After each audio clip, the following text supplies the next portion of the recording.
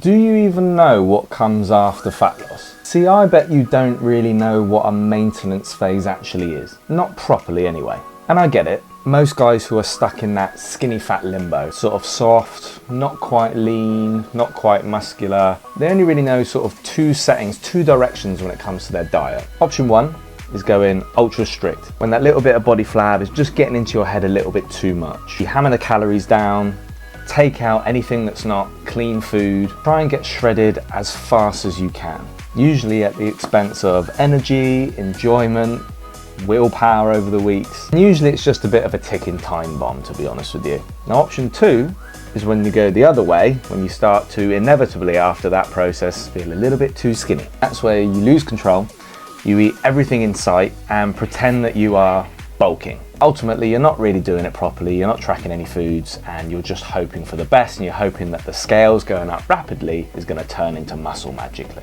Truth is, neither of those options works very well. And even if they did, they don't work for very long.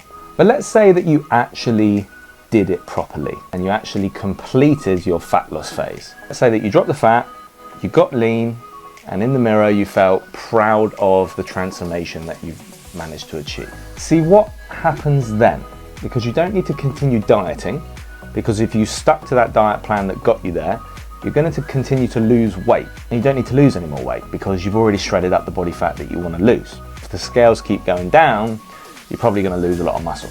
But if you let everything in that diet go completely, if you lose that routine, lose any discipline, and you just start eating everything that you want and going back to old habits, you'll probably undo everything and put on a lot of body fat again, and then just end up feeling skinny fat and frustrated. So what do you do?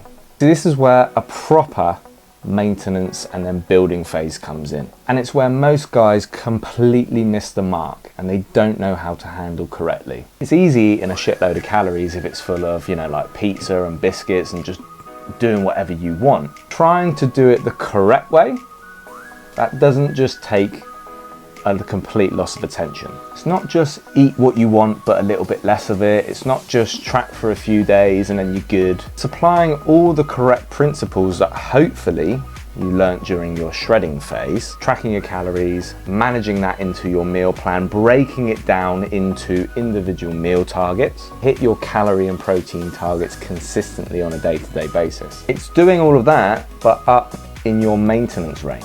And most guys don't even know what their maintenance range is. 1800 calories that you might have been down at for your shredding phase, well now it's looking like it's going to be 2800, 3000 calories, maybe even more. You know what you might be thinking? Oh, I get to eat like 1000 calories extra, easy. You've got to do it without diving headfirst into pizza, biscuits and chocolate. You've got to fuel your body up correctly. Sounds really simple, but going through that process with my clients, once they've been consistently on their fat loss phase for 6, 9, 12 months, however long it's taken to commit to the shred, that mindset of seeing the scales consistently drop down on a weekly basis, seeing things trim up, seeing more definition in the mirror or in progress pictures on a weekly and monthly basis, all that's got to kind of be reversed. And that process in itself takes a lot of psychological practice, to be quite honest with you. Another reason why it's important to fully commit to the shred so that you've fully got rid of all the body fat that you want to get rid of. You need that really lean starting point, because as soon as the scales slightly start to go up, if you haven't completed that shred, you're going to start mentally panicking that you're going to get fat again. Yeah, this planned maintenance and building phase is very alien territory for a lot of guys. A lot of guys who are very much all or nothing. They're always just dirty bulking, just eating whatever they want and probably just getting fat. Or they're just shredding up, cutting on a really restrictive diet and trying to lose the weight. They don't know what this middle ground feels like. It is an area, it is a phase that once you finish that initial shred, you're going to be spending the large majority of your fitness journey on for good. See, once you learn how to maintain that hard work that you've put in, once you learn how to sustain that physique with proper maintenance calories, then you learn how to slowly build on top of that and put on half a kilo to a kilo a month of proper bulking.